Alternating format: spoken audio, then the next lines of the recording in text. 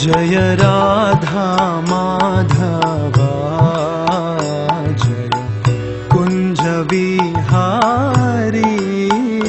जय राधा माधवा जय कुंज विहारी। गोपी जन वल्लभा जय गिरिवराधारी।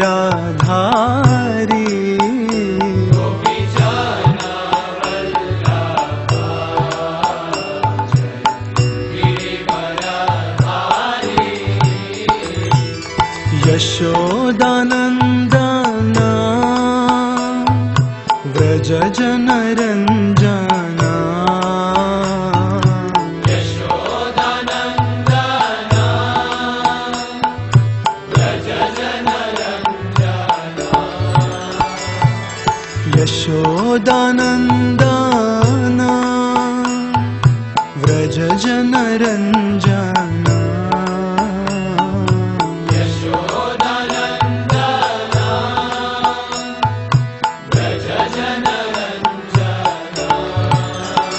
यमुना तीरवनचारी जय कुंज विहारी।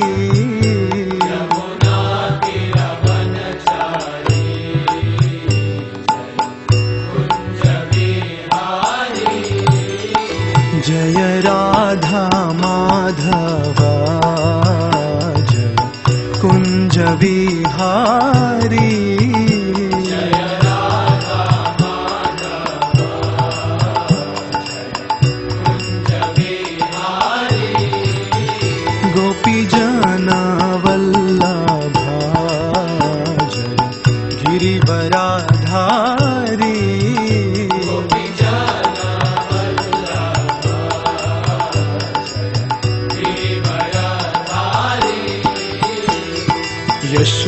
यशोदानंदन व्रज जन रंजन। यशोदानंदन व्रज जन रंजन। यशोदानंदन व्रज जन रंजन।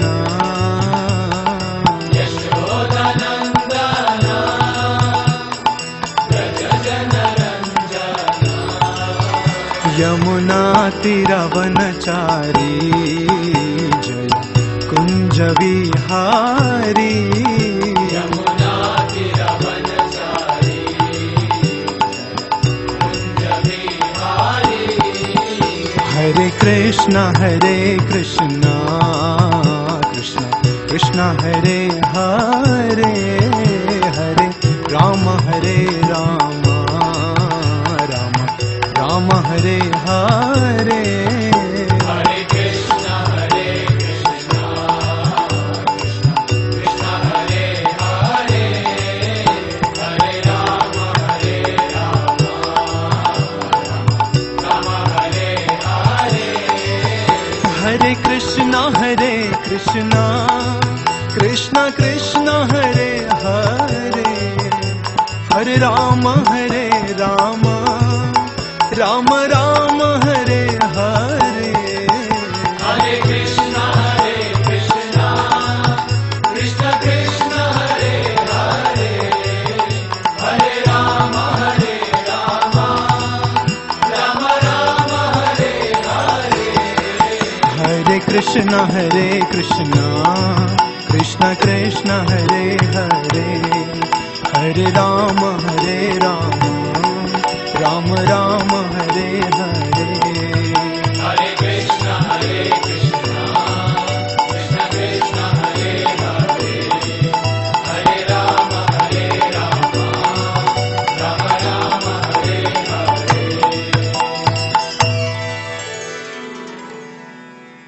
ओम नमो भगवते वासुदेवाय। ओम नमो भगवते वासुदेवाय। ओम नमो भगवते वासुदेवाय। नमो विष्णुपादाय कृष्णपृष्ठाय भूतले Srimate Bhakti Vedanta Swami iti namine. Namaste Saraswati Deve Gauravani Pracharine Nirvishesha Shunyavadi Paschati Deshadarine Jaya Shri Krishna Chaitanya Prabhu Nityananda Shri Advaita Gadadhara Shri Vasadi Gaurabhakta Hare Krishna Krishna Krishna Hare Hare Hare Rama Rama Rama Hare Hare. Hare Krishna. Welcome to everyone. Today we are going to complete this 21 session course. We'll have a short summary of the entire Bhagavad Gita. What is this Bhagavad Gita? Bhagavad Gita means song, which was sung by Bhagavan, Lord Krishna.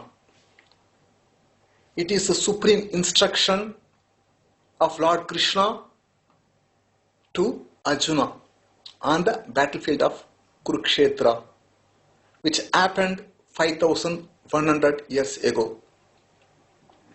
It is the essence of all religion.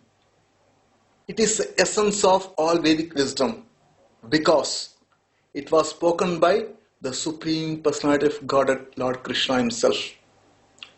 This one literature is enough for us to get free from all miseries and go back home, back to Godhead.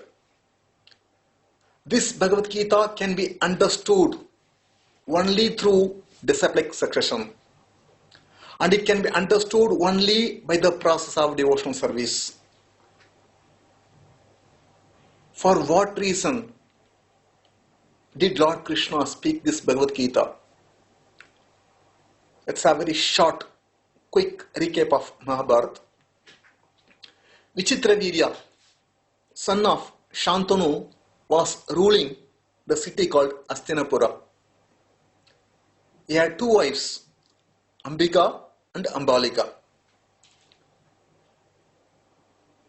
Without any children, he could not beget any children. He died due to deadly disease. His mother, Vichitravirya mother, Satyavati, wife of Shantanu, was filled with anxiety because without a son or grandson, no one can rule the world. Her father is not there, two wives are there, they don't have any children. Therefore, she invited Vyasadeva to impregnate Ambika and Ambalika so that they can beget the children and they can rule the kingdom.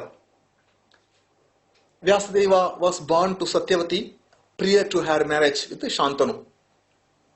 Vyasadeva came and impregnated Ambika and Ambalika and maid servant of Ambika. Dhritarashtra was born to Ambika. He was born blind. Pandu was born to Ambalika. Vidura was born to the maid servant of Ambika. All three of them grew up.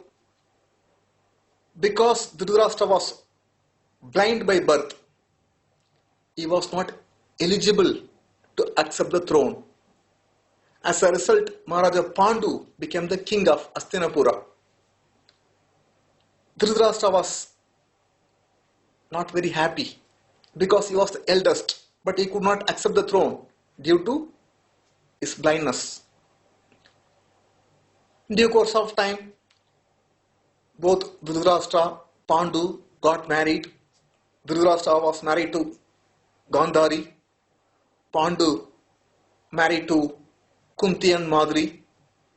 They were living peacefully, Pandu and his wife. One day he went to a forest and killed one sage, Kindaman, unknowingly, when he was having connection with his wife. The sage Kindaman cursed to Pandu, whenever you attempt to have union with your wife, you will also die. He was shattered. Then he came home, left everything, went to forest to undergo tapasya. Even Kunti and Madri also followed Pandu. He He was thinking, I cannot beget any son due to the curse of the Kindaman. At the time, Kunti told Pandu that I received a mantra from Durvasa Muni. By chanting this mantra, by thinking of some demigods, I can beget a son. So Pandu immediately told Kunti, please think of Yamaraj, Dharmaraj. She meditated upon Yamaraj and by chanting the mantra, she begot Yudhishthira Maharaj. Then she begot Bhima through Vayu, then Arjuna through Indra. Then she gave the same mantra to Madhuri, his co-wife, since it's a wife of Pandu. She begot twins, Nakula and Sahadeva, through Ashwini Kumaras.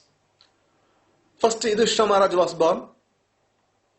Then after that, Gandhari gave birth to 100 sons, headed by Duryodhana, and one daughter. They are growing. After some time, Maharaj Pandu, he died due to the curse of sage Kindaman. Kunti was alone. Even Madhuri also committed Satyavrata. She entered into the fire of her husband, Pandu. Kunti was all alone. She was maintaining the 5 children in the forest. Bhishma Deva came to know. Then he sent a person to bring Kunti and all 5 sons. They came to Hastinapura. Duryodhana was not at all happy by seeing the Pandavas, because he knew very well that Pandavas also will rule. Yudhishthira Maharaj will accept the throne. He was always having some kind of plan to finish Pandavas right from the beginning. He did not like at all. They grew up. Then Bhishma advised to Dhritarashtra, better divide the kingdom of Hastinapura into 2 parts, so that Yudhishthira Maharaja and both Duryodhana can rule without any issue. So Pandavas were allotted, given a remote place where there is no vegetation, there is no field. So by the mercy of Krishna, Pandavas made a city so beautiful. They built a beautiful city called Indraprastha. Yudhishthira Maharaj performed Rajasuya sacrifice. When Duryodhana came to attend the Rajasuya sacrifice, he saw the beauty of Indraprastha city. He was bewildered. He developed a burning desire to possess that Indraprastha city by hook or crook. Means, when he expressed his desire to his uncle Shakuni, Shakuni told Duryodhana, please get a permission from your father Dhritarashtra to play gambling match with the Pandavas. Duryodhana went and asked Dhritarashtra. Dhritarashtra gave permission. Pandavas were invited. And on behalf of Duryodhana, Shakuni started playing the dice. And Yudhishthira Maharaj lost everything. Then finally, second time also he lost. The wager was, the loser should go to forest for 12 years and 1 year they should live in incognito. If they are recognized during the 13th year, again they have to go to forest for 12 years and 1 more year in incognito. Pandavas lost everything. As a result, they had to go to forest. 12 years they underwent severe struggle, hardships. On 13th year they went to the kingdom of Virata. They lived in incognito. 13 years successfully they completed. They were waiting for getting back the kingdom. They expected that Dhritarashtra would invite and give the kingdom back, but Dhritarashtra did not call. Then Krishna said, I will go to Dhritarashtra and ask Dhritarashtra to give Indraprastha city. Krishna came as a messenger to the Kuru's assembly and requested Duryodhana, please give the Indraprastha city to Pandavas. Duryodhana refused, I cannot give. Then Krishna asked, give at least 5 villages for 5 Pandavas. Duryodhana utterly refused. I cannot give an inch of land. If they want, let them fight and get the land. Thus the war became inevitable. Then both parties, Pandavas and Kauravas, started seeking alliance of different kings.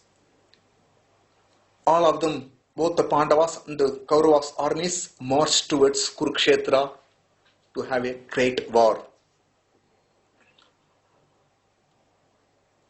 Vyasadeva came to Hastinapura to give divine vision to Dhritarashtra to see the war. Dhritarashtra said, no, I don't want. You please that you give the divine vision to Sanjaya so that I can hear from Sanjaya. Sanjaya was blessed by Vyasadeva to see everything what's going on in Kurukshetra and explain the same to king. So Bhagavad Gita begins with Dhritarashtra's inquiry. Dharma kshetre Kurukshetre samaveda yutsava mamaka pandavaschaiva kimakruva Sanjaya. My dear Sanjaya, Dhritarashtra was asking question to Sanjaya. My dear Sanjaya, after assembling in the place of pilgrimage called Kurukshetra, what did my sons and the sons of Pandu do, being desirous to fight? Then Sanjaya began to answer to Dhritarashtra, my dear king, after seeing the different parties, Duryodhana observed both the Pandavas and Kauravas' strength and went to his guru, Dronacharya, teacher Dronacharya, and explained the strength of both Pandavas and Kauravas. And he was very confident of his victory due to the presence of great generals like Bhishma, Drona, Karna, Ashwatthama, Kripacharya, many great personalities. He was very much confident. Then Arjuna said to Krishna, my dear Krishna, please take my chariot and place in between the two armies so that I may have a look at those kings with whom I am going to fight. Krishna brought the chariot and placed in between the two armies and said, my dear Arjuna, please look at those kings. Krishna saw that between the two armies, all his friends and relatives, his grandfather, Bhishma, teachers like Dronacharya, Kripacharya, well-wishers, Ashwatthama, then Shalya, all, many greats of people like his brothers, cousins, so many people he saw. After seeing all the different grades of family members, was overwhelmed with compassion and decided not to fight. Just for the sake of gaining kingdom, I don't want to fight. So he put his bow and arrow on the chariot, sat, his mind is full of disturbance, his eyes filled with the tears. Because Arjuna was a devotee, had a compassion, forgiveness. He had all the good qualities. These good qualities attracted Krishna to speak Bhagavad Gita.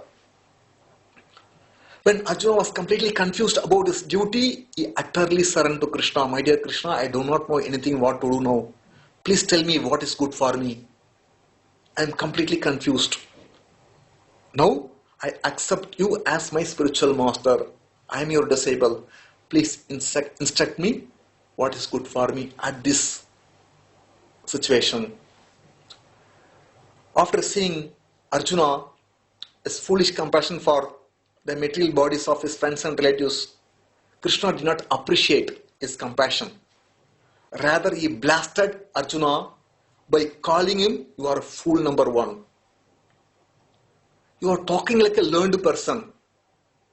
Because Arjuna was quoting from different scriptures, Artha Shastra, Dharma Shastra, Dat Shastra, Manu Samhita, Nyaya Shastra, how it is sinful to kill one's friends and relatives. And he was lamenting. Then Krishna said, you are talking like a learned person, but you are mourning for which is not worthy of grief. A learned person laments neither for the living nor for the dead. Then he explained, De inosmin etade kaumaram yavvanam chara tada tehantara praptir dhirastastrana muyati. A soul continuously passes from childhood to youth to old age. Similarly, it passes into another body at the time of death. A sober person, a learned person, is never bewildered by seeing such change. A person who has got consciousness, who has learned, he'll never lament for the loss of the material bodies. He knows who are my friends, family members, who is wife, children, society.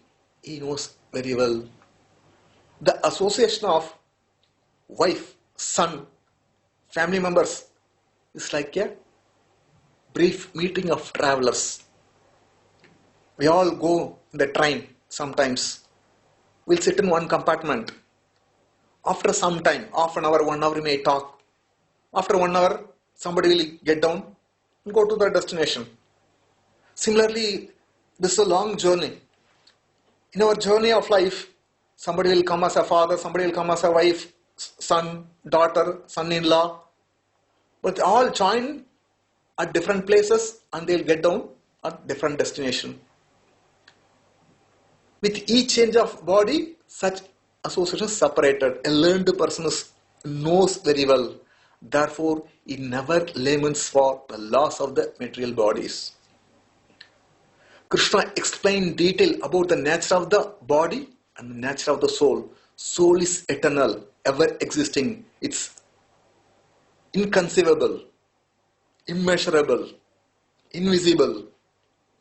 No one can destroy the soul by any means. However, only the material body is subject to destruction. You don't think that you are going to kill Bhishma, Drona. No. Only will destroy their body. They will accept one more body. You are not going to kill the soul. Soul is eternal. Only the body is temporary. Therefore, Krishna requested, you must do your duty as a Kshatriya. A Kshatriya has to perform his duty without considering the pros and cons, without considering gain or loss. If you win, you will enjoy the earthly kingdom. If you lose, if you die, you go to a heavenly planet. Anyway, there is no loss. Please do your duty. Don't give up your duty, go to a forest. Arjuna was thinking of going to forest by taking the renounced order of life. You want to take sannyasa order of life. You can escape from the battle, go and take sannyasa and be peaceful in the forest. That was the idea that was going on in the mind of Arjuna. But Krishna did not approve such kind of idea. Because if one goes without proper purification, if one takes the renounced order of life, then it will bring destruction to his life. If one goes to forest with his uncontrolled mind, uncontrolled senses, then he is sure to fall victim to sense object. Sure to fall victim to sense object. Because mind is not purified. The sannyasa, to take sannyasa, one should come to one level. So Arjuna did not come to the level and he wanted to go to forest. Therefore Krishna did not approve his idea. Rather he said, my dear Arjuna, better you do your duty, better you do your prescribed duty for the pleasure of Lord Vishnu. Simply by performing your prescribed duty as a Kshatriya, you can please Lord Vishnu. By pleasing Lord Vishnu, you can gain liberation from this material bondage. You need not to go to forest to get liberation. In the end of the chapter, Krishna gave the tips how to control the uncontrolled mind, uncontrolled senses. Simply by engaging our senses and mind in the service of the Lord, we can conquer our mind, uncontrolled mind. Simply by engaging our mind in the mission of the Lord, one can conquer. What is the mission of the Lord? That Krishna explained in the 4th chapter. Paritranaya sadhuna vinashacha duskrutam Krishna has appeared to reduce the burden of the world, because that was the request of Lord Brahma. When Mother Earth was overburdened by sinful people, she approached Lord Brahma to get a solution. Then Lord Brahma went to the abode of Lord and requested to solve the problem of Mother Earth. So Lord appeared because of prayers of Lord Brahma. For what purpose? To reduce the unwanted burden on the surface of the earth. That was the mission of the Lord. So if Krishna wanted Arjuna to serve his mission by fighting, by killing all the people, so that the Mother Earth get a relief from the unwanted burden, Arjuna has to understand. Therefore, Krishna had instructed him the transcendental knowledge. Krishna said, my dear Arjuna, with this knowledge, transcendental knowledge should slash the ignorance which is born of, which is arisen in your heart.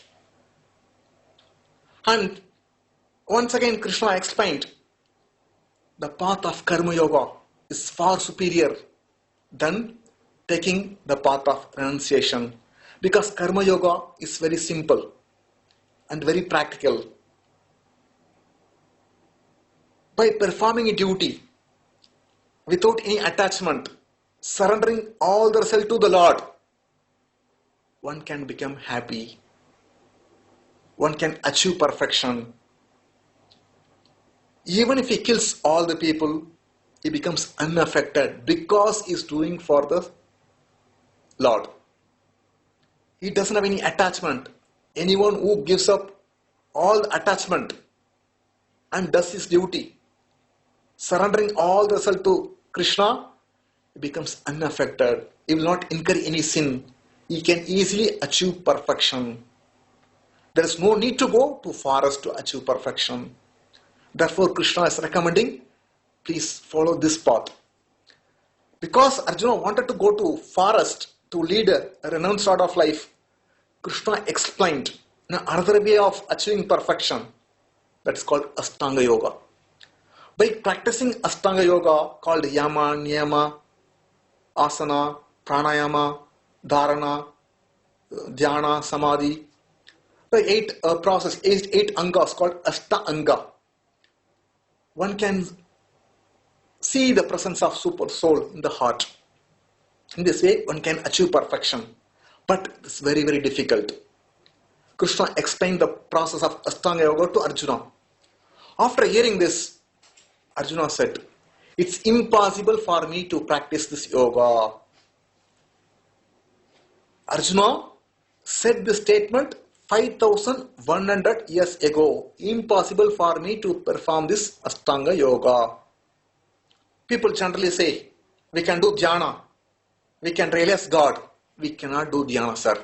In this age of Kali, we can never do dhyana. Even previous Yuga, it's not Kali Yuga, even Dwapar Yuga, Arjuna clearly said, it's not possible for me to do it. Such an exalted person was Arjuna. He was a friend of Lord Krishna.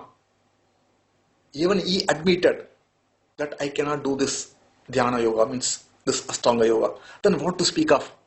In this age of Kali, so much disturbance. How we can do meditation? The so-called meditation, dhyana, what people do? Just to relax the mind. That's all. To keep the mind calm. That's all. For some time.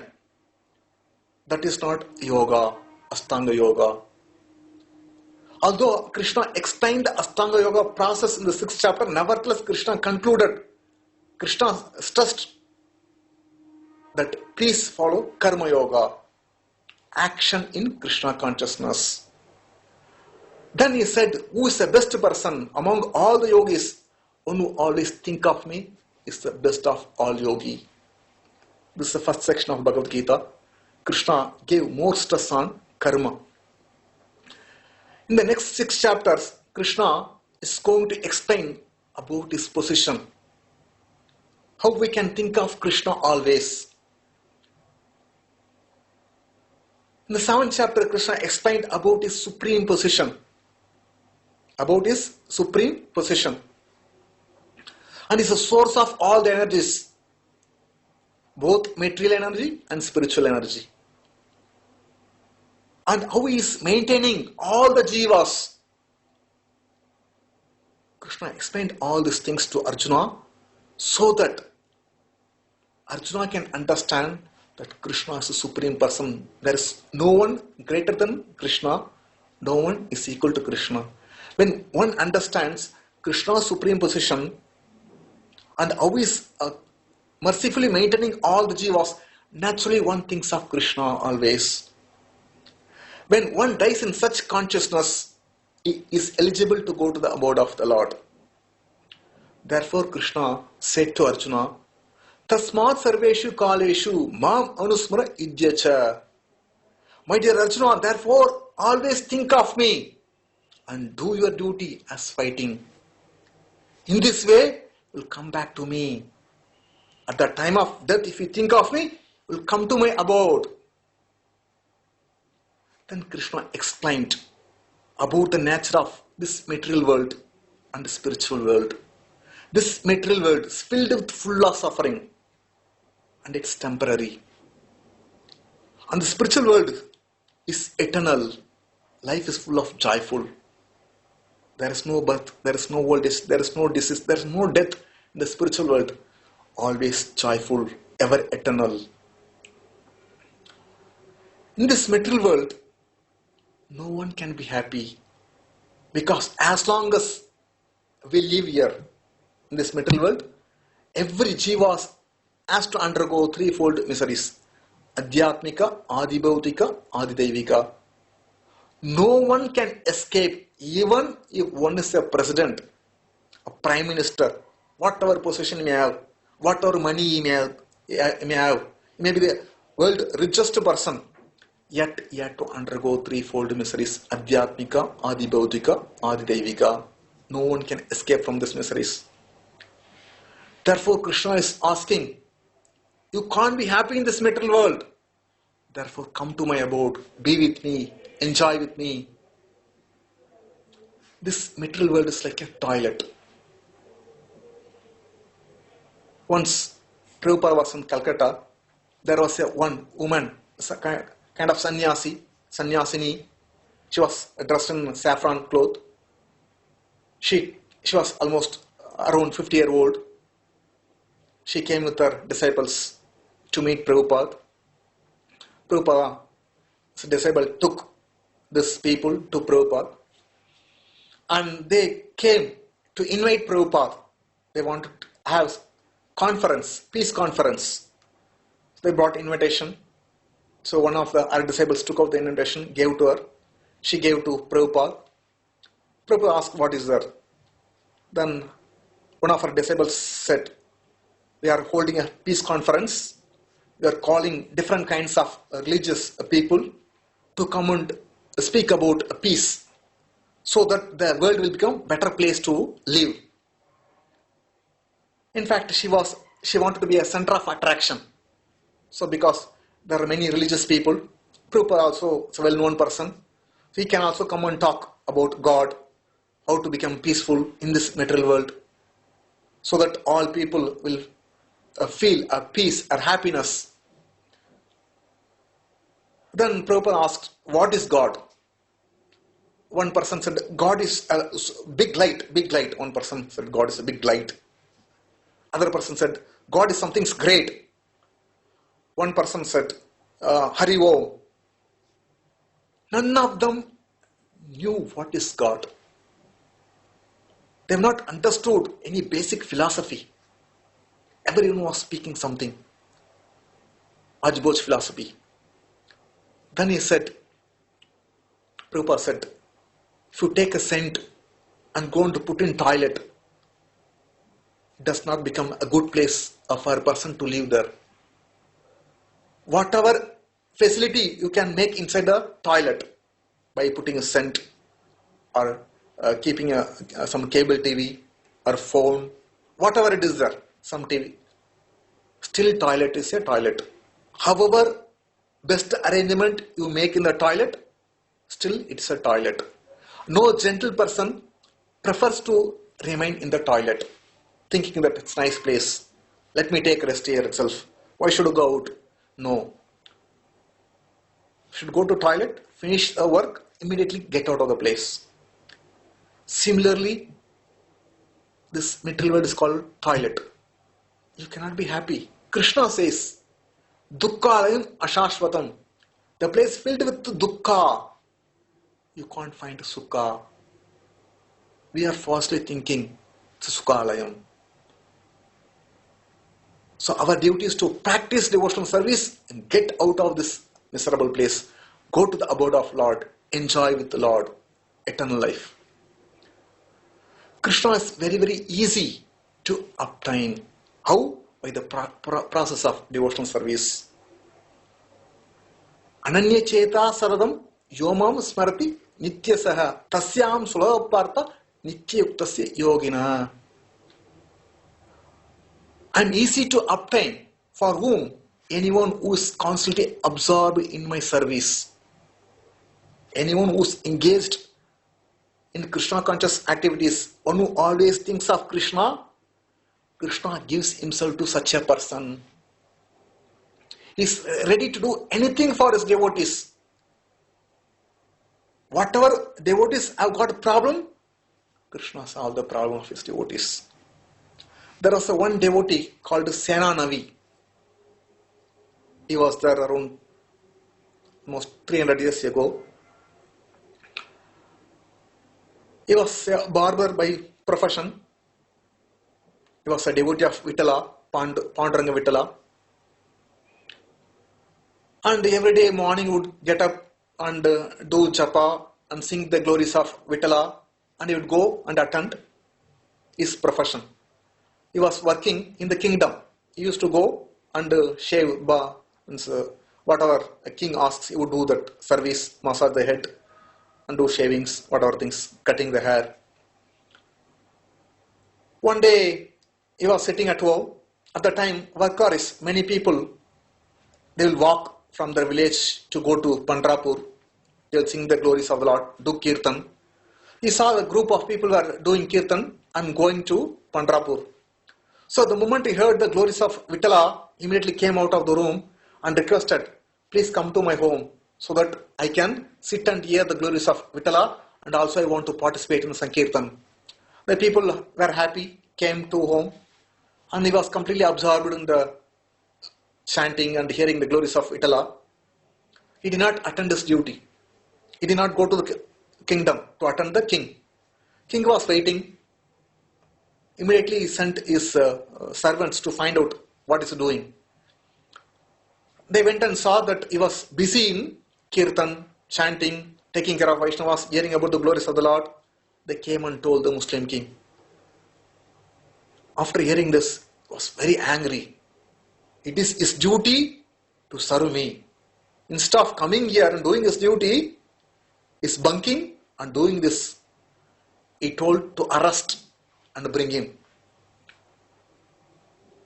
So when Krishna sees his devotees are engaged in his service, he cannot tolerate. Krishna went in the form of Senanavi to the king. Then he took the king to the place and started putting oil and started massaging his head nicely. And the king was feeling very happy. He was excited by the service done by Senanavi. After finishing his job, this Senanavi went. The original Senanavi who was sitting and doing bhajan, he was brought by arresting him. So when the king saw the Senanavi with chain, and he said, what happened to you? For just you came and did service, wonderful service. Throughout my life, I have never seen such an experience. Today you have done amazing service. I am very much pleased. That Senanavi was confused. I never came. No, you did. Just now you did and went. No, I was at home. Then he understood. It was Krishna who came in disguise of a Senanavi and did service. Then Senanavi said to king, you are great. You are so fortunate that you are able to see Krishna personally. I am so unfortunate. Because of his devotion, Krishna even was ready to accept the position of a barber. Just imagine what kind of activities Lord does for his devotees. Suddenly that profession all low class. Shaving, cutting the hair of others. Barber profession is not very highly appreciated, glorified. But Krishna is ready to accept any kind of service for his devotees because his devotees are absorbed in his service. To protect his devotees, Krishna is ready to any kind of things. When that king saw the devotion of Senanavi, immediately fell at the feet of Senanavi and begged forgiveness. And later, even though he was a Muslim, he also became devotee of Vitala. Then after that, the Senanavi gave up the profession of a barber in the kingdom and went to Pandharpura and started shaving the heads of all those devotees who visit Pandharpur. So from this we can understand Krishna is easy to obtain for devotees. Why? Because of their constant engagement. And Krishna is ready to protect his devotees even if they commit some sinful activity by accidentally. Krishna forgives such a devotee. Why? Krishna is inclined to his devotees, is partial to his devotees. Although he is impartial, nevertheless he becomes partial to his devotees and is ready to do any kind of activities, any kind of service, just like a Pandavas. For Pandavas, Krishna was acting like a master, a guide, messenger, chariot driver, night watchman. Krishna would sit and watch like a god. When Pandavas were sleeping during the war, Krishna would sit outside the tent like a watchman. So Krishna did all kinds of service to Pandavas. Why? Because they were unalloyed devotees of Lord Krishna. And Krishna also reciprocates. It's not that Krishna only receives. He is also eager to render service unto devotees. So Krishna is always with the devotees. Therefore Krishna says, my devotees is never vanquished. Even if they commit some sinful activity, they are protected by me. Then Krishna explains about his different opulences to Arjuna so that we can think of Krishna always. Everyday life, we see sun, moon, animals. Whenever we see something which is unique, should understand that is Krishna. Then Krishna showed his universal form to prove that he is the Supreme Personality of Godhead. And he clearly explained his true mission in the 11th chapter. My dear Arjuna, I am time, the destroyer of everything. I have come here to finish all the people except you Pandavas. So Krishna clearly explained about his true mission to Arjuna, that he has come to finish all the people. Whether you fight or don't fight, those who have come here, they will not go back home, back to their houses. All will be finished. Therefore it is better you fight. Then the end of 11th chapter, Krishna said, Mad karma mad paramu mad bhakta sangha varjita nirvaira sarva bhuteshu asamam eti pandava.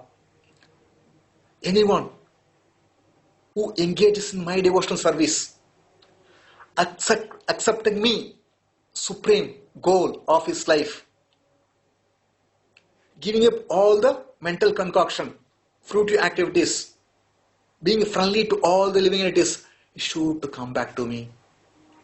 So Krishna's work is to reduce the burden of the earth. If Arjuna accepts and does this work, he is sure to go back home, back to Godhead. He need not to go to forest to achieve liberation, to go back home, back to Godhead. Simply by executing the mission of the Lord, he is sure to go back home, back to Godhead. Arjuna asked in the 12th chapter, which is considered to be a more perfect? Whether one is engaged in your devotional service, or those who worship the impersonal feature of the absolute truth? Among the personalist and the impersonalist, who is best? This is the question put forward by Arjuna to Krishna. Krishna said, those who fix their mind upon my form and engage in devotional service with faith are considered by me to be the most perfect. Anyone who serves Krishna, who is engaged in devotional service, is the best. The process of worshipping the impersonal feature of the absolute truth. God is formless. People say God is formless. It's very, very difficult, troublesome. It's very, very difficult to worship the impersonal feature of the absolute truth. And Krishna said clearly that I will take complete responsibility to deliver my devotees from the cycle of birth and death. But those who worship impersonal feature of the absolute truth, Krishna will not take responsibility. They have to struggle. But a devotee who accepted Krishna as Supreme Lord is engaged in devotional service, even if they commit some sinful activity, Krishna delivers a devotee, frees them from the reaction, and delivers them from the path of repeated birth and death. Then Krishna explained about the different grades of devotional service. My dear Arjuna, you always think of me. Engage all your intelligence in my service. Thus you will live with me always. If you cannot think of me without any deviation, then follow the regulative principles of Bhakti Yoga under the guidance of bona fide spiritual master. Like chanting 16 rounds, getting up early in the morning, attending Mangalarati, reading, hearing, doing service. This is called regulative devotional life. One should practice. If one cannot think of Krishna always, next level this one. If you cannot follow this principle, then you work for me. If you cannot work for me, the next option Krishna says, you offer the result of your work to me. If you cannot do this also, then do meditation. If you cannot do meditation, then cultivate knowledge. If you cannot cultivate knowledge, then try to give up the result of your activities. Use that result for some social cause. So Krishna gave the different gradation. However, we should take the first. It's not possible in this age of Kali to be in the first platform. Second platform, if not at least third platform. We should follow the regulative principles of Bhakti Yoga or work for Krishna. If that also not possible, like a volunteer service, at least work and offer whatever we get, the fruit to Krishna. By offering the fruits, whatever we get money, if you offer that money to the service of the Lord, then we are sure to go back home, back to God. That Krishna clearly explained. At the end of the 12th chapter, Krishna crystal clear is told, anyone who has taken the path of devotional service is very, very, very dear to me, sure to reach my abode. If anyone who has taken the path of devotional service unto me is very, very, very dear to me and sure to reach my abode. Second section of Bhagavad Gita is over, middle section. The third section. First section, Krishna stresses how karma leads to bhakti. Second section, the middle section, Krishna explains only about bhakti. The third section, final section of Bhagavad Gita, last 6th chapter, how jnana leads bhakti. That's what Krishna explains. Because a living entity desires to enjoy, independent of Krishna, is given different material bodies by Mother Nature, Prakriti, to enjoy. While enjoying, he associates with the three modes of material nature.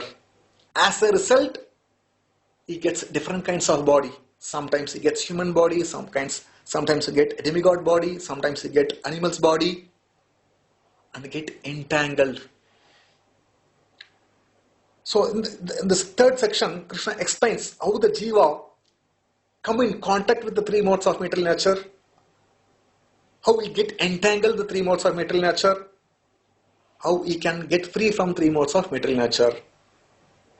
This is what Krishna explains in this last section. So, a person wants to enjoy the Mother Nature provides a suitable body. There are 84 different varieties of bodies are there.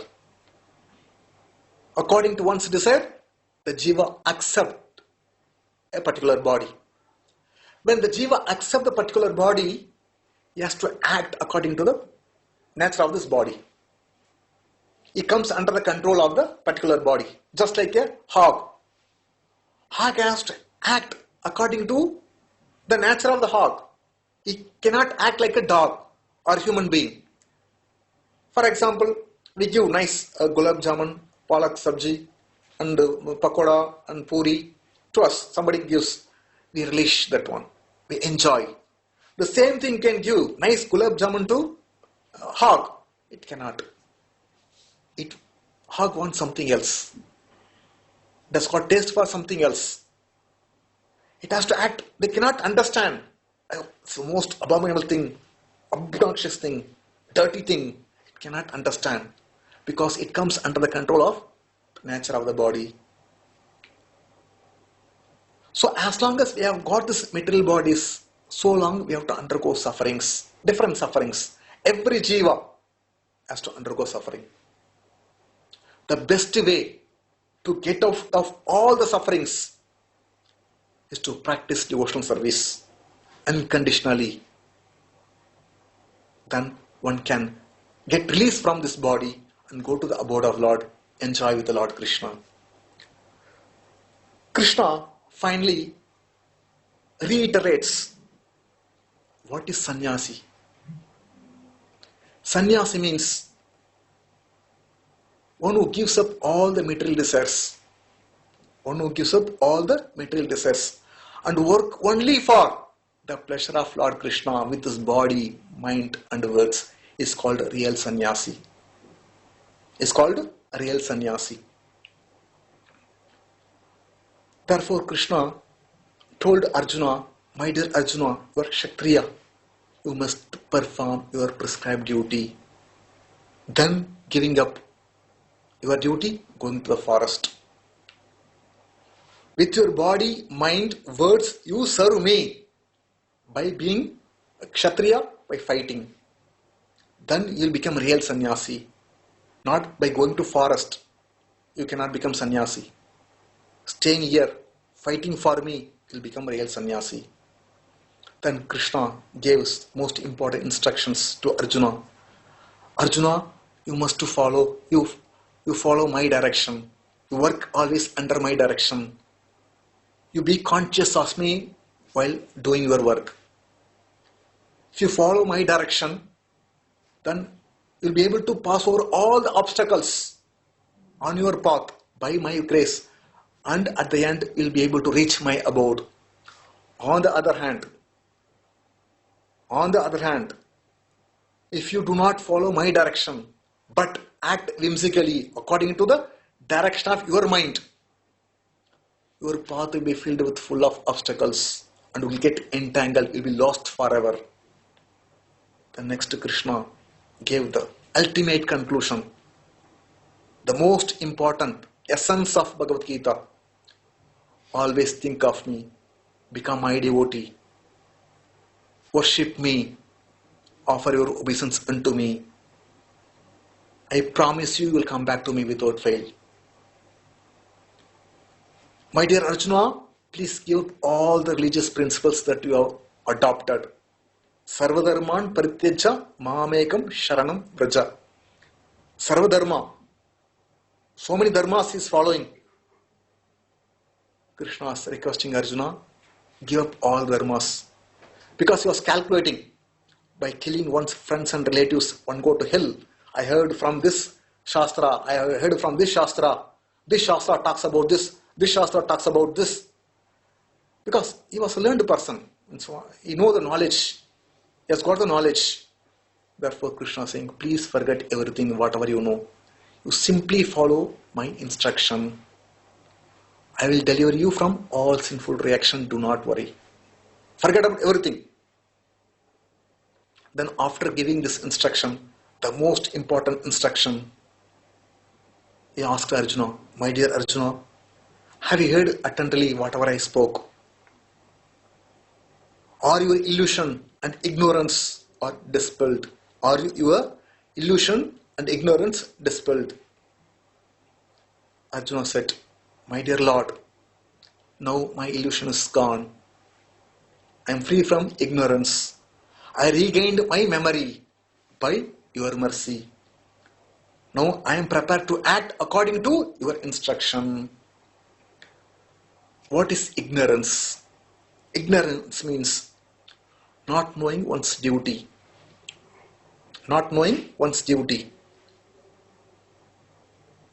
When you are under the bodily concept of life, we think, she is my wife, he is my son, he is my father, she is my daughter. I'll be happy if they are happy. This is called Dehatma Buddhi. If my family members are happy, then I'll be happy. This is called Dehatma Buddhi. When one is under the influence of Dehatma Buddhi, bodily concept of life, he cannot understand the plan of the Lord. He cannot understand the plan of the Lord, interest of the Lord. Therefore, he needs knowledge. Krishna had to speak this Bhagavad Gita to remove his ignorance. Knowledge means, transcendental knowledge means understanding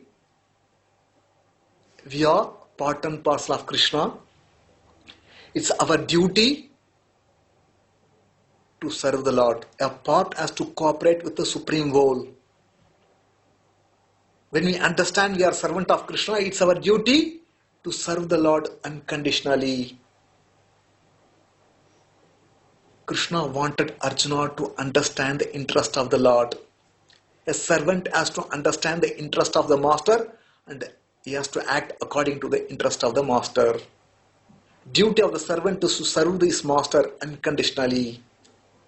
Arjuna has forgotten his duty.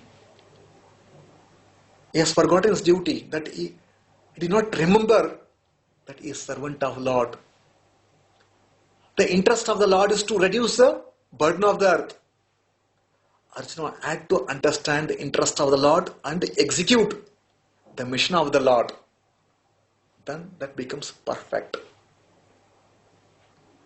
Now Arjuna is admitting, my dear Lord, I regained my memory. I understood that I am your servant.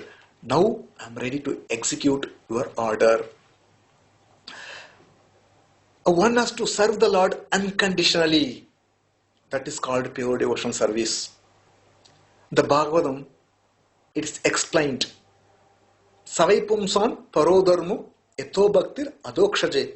Hayatuki apratyayata he atma suprasidati.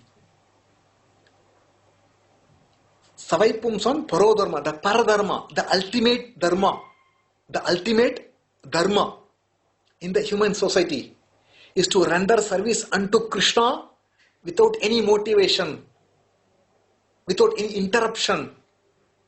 We should not do devotional service unto the Lord and expect something. I want this, I want this, I want this. One day do, one day don't do. No, it should be eternal, forever. Continuously one should render service unto the Lord without any expectation. That is called pure devotional service. When Prahlad Maharaj was offered benediction by Lord Narasimhadeva, because Prahlad Maharaj, being a devotee of the Lord, he had to undergo so many troubles, so many tortures from his father Hiranyakashipu. Why? Because he was a devotee of the Lord. He was always observant, chanting the glories of the Lord. For being a devotee, he had to undergo, he was attempted to be killed in many, many ways. But every time was protected by Lord. At the end, Hiranyakashipu was killed by Lord Narasimhadeva, and Narasimhadeva was pleased with Prahlad Maharaj for his unmotivated devotional service. And said, my dear Prahlad, you suffered a lot from your father. Why? Because you are my devotee. I am pleased now. Please take some benediction from me. And Prahlad Maharaj said, my dear Lord, please do not ask me to take any benediction from you. Please do not ask me to take any benediction from you. I have not rendered service unto you for taking some benediction. I am not a merchant. A merchant, he does some service. For what purpose? He wants to get some profit. If anyone renders some service unto Lord and they expect some benefit, he is no better than a merchant. He cannot be a pure devotee. Please do not ask me to take any benediction. If at all you want to give some benediction, please make sure that within the core of my heart, there will be no material desires. Within the core of my heart, there will be no material desires. You give that benediction to me. Even Prithu Maharaj, one of the great devotees, also he was the empowered incarnation of Lord. He also offered prayers to Lord Vishnu. Tanmaya yada janaisha kantito yat anyat ashasta ritapano buddha yatachare bala itam pita swayam tatatvam evarsi na samitam. He said, my dear Lord, he offered wonderful prayers to Lord Vishnu. My dear Lord, due to your illusory energy, all the living entities in this material world have forgotten their constitutional position. And they think they'll be happy. They make different plans in order to become happy in this material world in terms of wife, children, family, society. They're making plans how I can become happy in terms of families. Please do not ask me to take such kind of benediction from you. Do not ask me to take some material benediction in order to become happy with family. No. Just like a father, without expecting son's demand, father provides everything to son. Similarly, you know what is best for me. I do not know what is best for me. You know, you are my kind father. You provide whatever you feel best for me. This is what we should offer to Krishna. When we render service unto Lord, we can't ask any benediction because we do not know what is good for us, what is not good for us. Why should ask something which will entangle us in this material world? We leave everything to Lord. Lord knows what is best for us. Just like a father knows what is best for a son. He will provide. A son should not demand from the father, as if father does not know what is good for him. Similarly, foolishly, we should not ask from God, you give me this, give me that. This will make me happy. This is our foolish desires. We should not ask anything from God. Oh Krishna, oh my Lord, whatever you feel good for me, that you give me, that's enough, fine, I'm happy. You know what is good.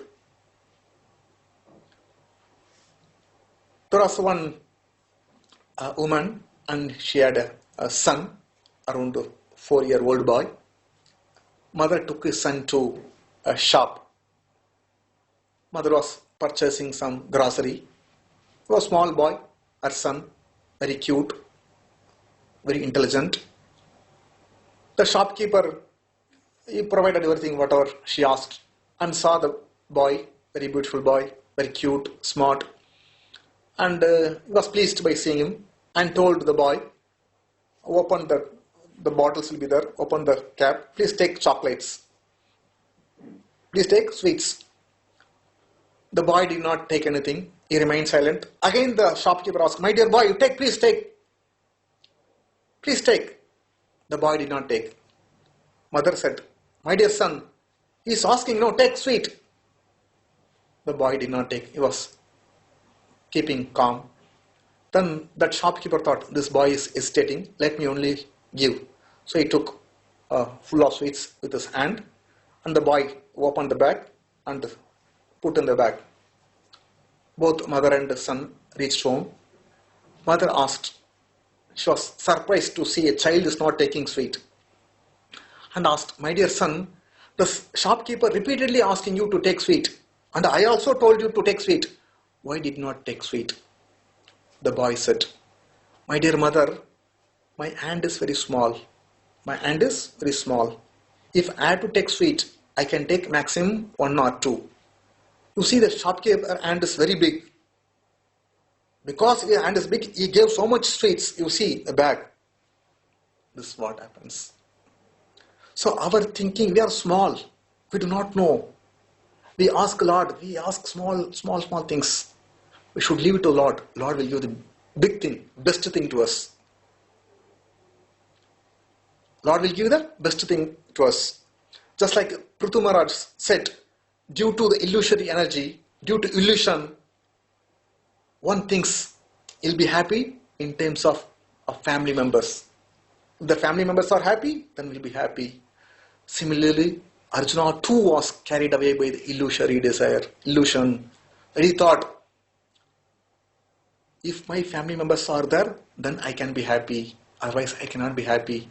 Therefore, Krishna has to give the instruction to Arjuna to remove his ignorance. So then Arjuna said, my dear Lord, now my ignorance finished. I am free from ignorance, free from illusion. Now I regained my memory as your eternal servant. Now I am ready to execute your order. He took up the bow and the arrow, was ready to shoot the sons of Dhritarashtra because he regained the knowledge, he got instruction. So then Sanjaya was explaining to Dhritarashtra, my dear king, I heard the wonderful conversation which took place between the two great souls, Krishna and Arjuna. I am being thrilled to remember, recall that instructions. My body is standing on end every moment whenever I think of those beautiful instructions. Then at the end, he gave his opinion to Dhritarashtra.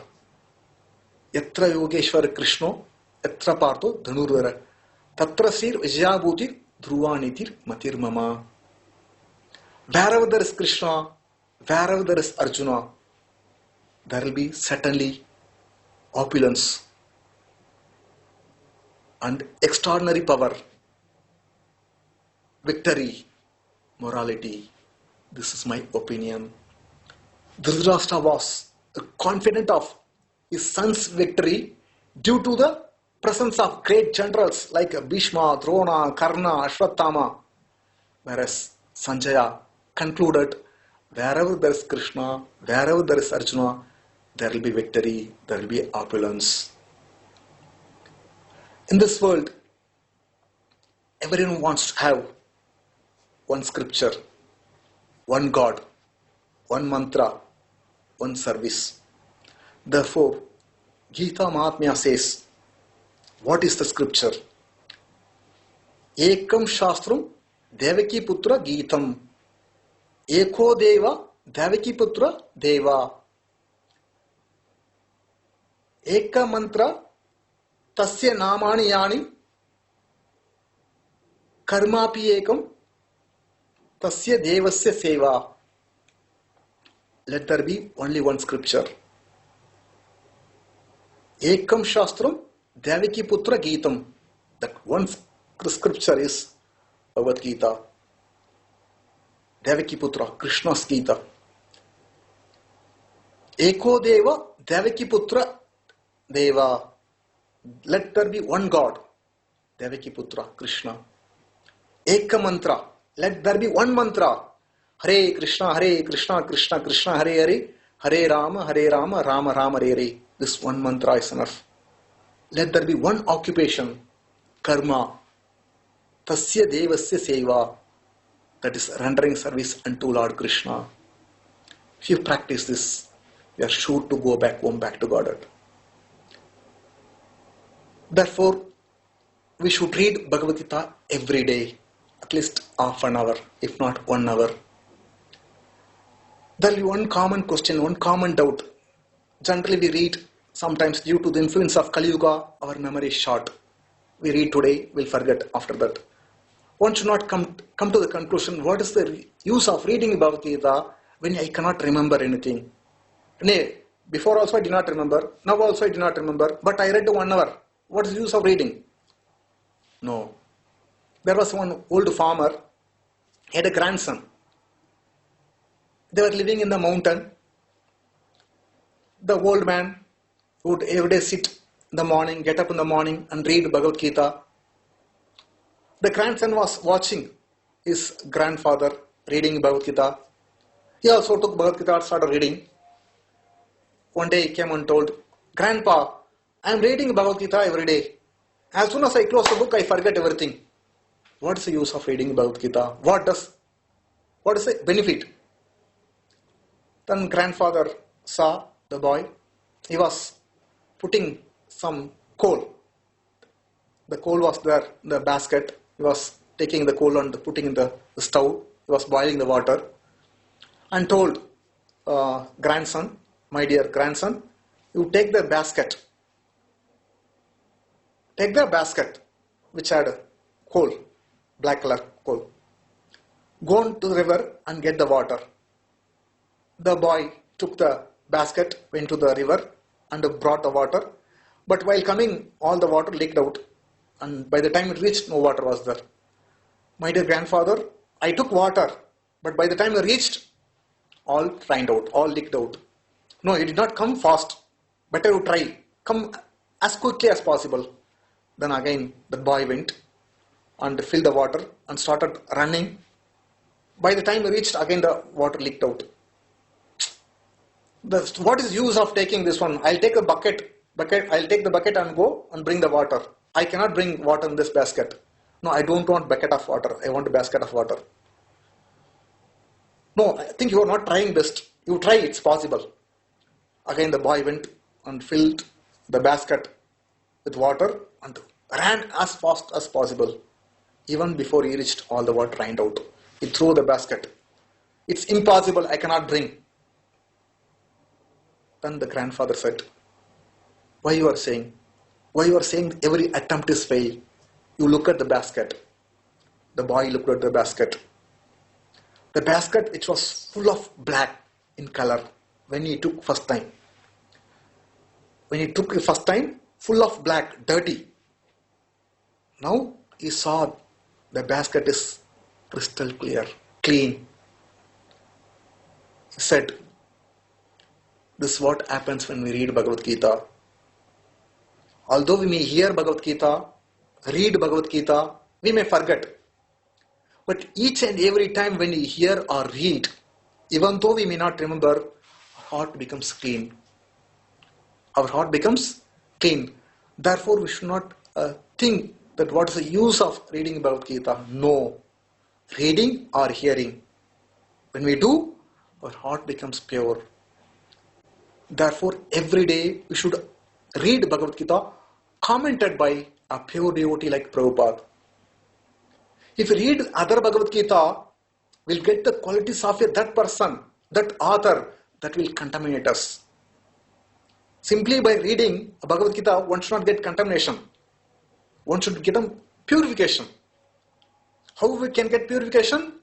By reading the original Bhagavad Gita spoken by Krishna. Therefore, we should read Bhagavad Gita as it is. When we read as it is, this Bhagavad Gita as it is, then we associate with Krishna. Although we are contaminated, we are impure, Krishna is supremely pure. When we associate with Krishna by reading his instruction, we become pure. When we chant the holy name of Lord Krishna, we are directly associated with Krishna. Because we are associated with Krishna, we become pure.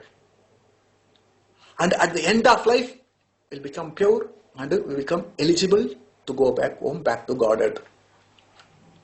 So this is the end of Bhagavad Gita, the summary of Bhagavad Gita. Thanks a lot for being the part of this course. I request all, please read Bhagavad Gita every day and also chant this Hare Krishna Mahamantra. At least those who are not chanting, at least begin chanting. Morning one round, evening one round. If you are not chanting at all, please begin chanting. At least 2 rounds, morning one round, evening one round, and gradually you can increase up to 16 rounds. The mantra is very simple.